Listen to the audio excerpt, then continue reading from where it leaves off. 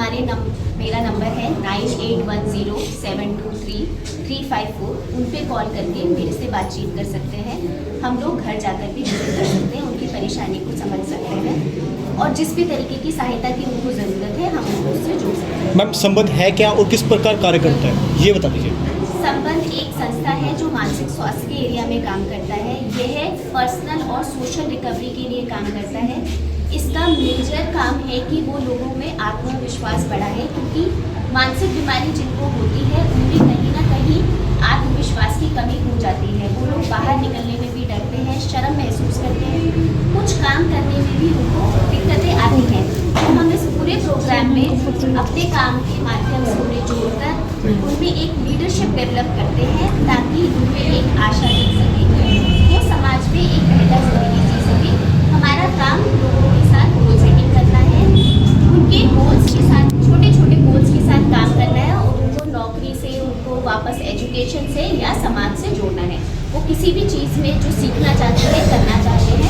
हम कुछ ऐसे परिवार थे जिन्होंने गंभीर मानसिक बीमारी अपने घरों में देखी और हमने देखा था कि उसका प्रभाव जिसको मानसिक बीमारी है और पूरे परिवार पे बहुत गंभीर प्रभाव ऐसी बीमारी का पड़ता है। तो हम लोगों ने ये सोचा कि क्या किया जा सकता है जिस व्यक्ति को मानसिक बीमारी है उसके लिए और परिवारों के लिए और समाज में जागरूकता बढ़ाने के लिए ये हम खोजने निकले।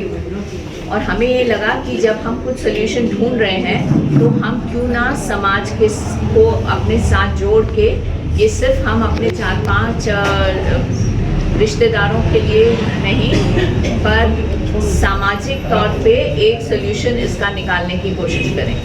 तो इस तरह से 2011 में एक चैरिटेबल ट्रस्ट की तरह हमने हरियाणा गवर्नमेंट में इसको रजिस्टर किया। मैम एक छोटा सा क्वेश्चन है कि जो पेशेंट है 2011 में शुरू किया, 2011 से अब तक कितने पेशेंट आपके यहाँ से ठीक होकर जा चुके हैं? ठीक होने की कोई डेफिनेशन नहीं है। जहाँ रिकवरी जो हम कहते हैं उसका मतलब ये होता है कि पेशेंट का दवाई लेना ज़रूरी है।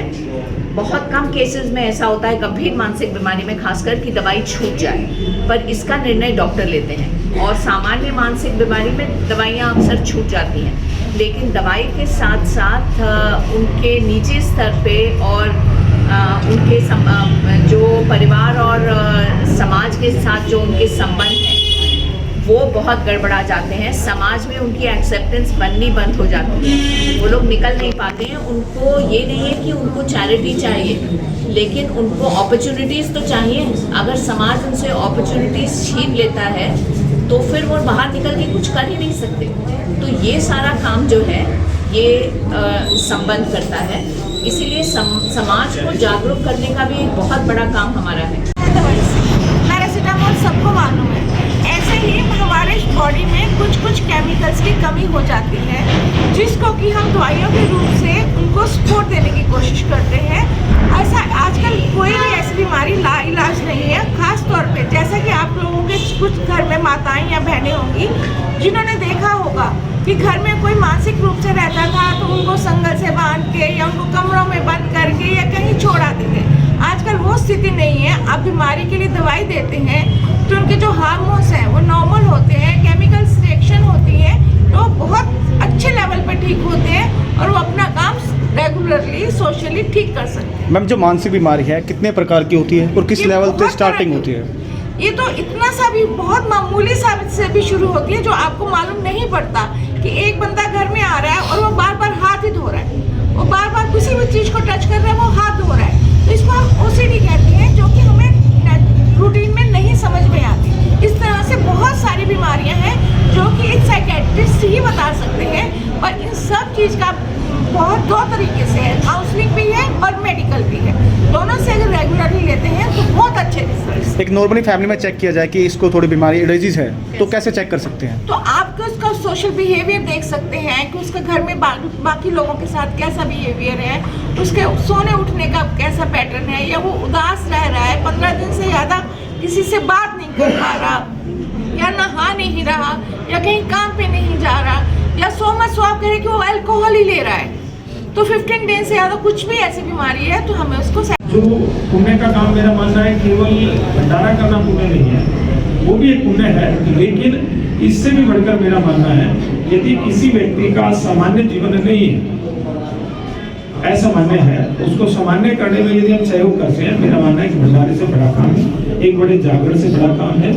और मैं कहता हूँ एक छोटी सी बात अभी जो आप कह रहे थे कि मानसिक रोगी को कैसे पहचानें, मेरा अपना चिंतन है, हम जो सामान्य जीवन जीते हैं, कोई भी व्यक्ति सामान्य जीवन से विपरीत थोड़ा सा भी नजर आए तो कहीं ना कहीं उसके दिमाग को कुछ कर रहा है, हमको उसको समझने की आवश्यकता है, उसको उसी तरह का ट्रीटमेंट देने की आवश्यकता है। जैसे आप किसी मकान को देखते हैं, उसकी दीवार टेढ़ी नजर आती है, तो जब हम उसका सूट में बांधते हैं तो टेढ़ापन उसका नजर आता है, उसको सीधा करते हैं। उसी तरह से एक सामान्य व्यक्ति को सामान्य रूप से जीने का जो रूप होता है वो नहीं है, तो कहीं ना कहीं वो अपने रास्ते से भटका है और उसको रास्ते पे लाने के लिए हम सबको सहयोग करना चाहिए।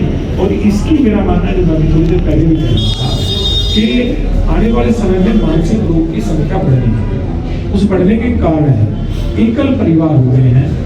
हम अपने मन की, हमारे एक बेसिक कहावत कहते हैं, मन की भाव निकाल लेनी चाहिए, यानी मन की बात निकाल लेनी चाहिए। मन की बात का मतलब आपकी तनाव की स्थिति है, खुशी की स्थिति है, अगर वो आप शेयर नहीं करेंगे तो कहीं ना कहीं वो जो मन में दबी हुई है वो कहीं ना कहीं, जैसा डॉक्टर साहब ने कहा कि केमिकल, हमारे शरीर में केमिकलों का स्वभाव, जिन केमिकलों के कारण तनाव होता है, वो केमिकलों की संख्या बढ़ना या घटना, बैलेंस बिगड़ता है। उसी तरह क्या कि हम जब रोकते हैं तो बैलेंस, प्रेशर कहीं ना कहीं बढ़ता है, वो प्रेशर कहीं ना कहीं हमें नुकसान करता है। इसलिए आज हमारे हरियाणा कल्चर, खासकर में हरियाणा कल्चर की बात करें तो हमारे मिलकर खेल खेला करते थे। हमारे टाइम में आइस पाइस था, गिल्ली डंडा था, खो खो था, ऐसे खेल थे। हमारे समाज में जैसे हुक्के पर गाँव की पंचायत या समाज के लोग रोज शाम सवेरे बैठते थे, चर्चा करते थे। उस चर्चा में जब चर्चा करते हैं तो निश्चित है कि उसको लगता है कि मैं पीड़ित नहीं, बहुत पीड़ित है, और उस समय जो वो चर्चा करता तो जो तनाव का प्रेशर बना हुआ उसके मन पर था, तो हंसी मजाक में, चर्चा में वो तनाव उसका खत्म होता था। बाकी लेटेस्ट खबरें जानने के लिए चैनल को सब्सक्राइब और बेल आइकन को प्रेस करना ना भूलें।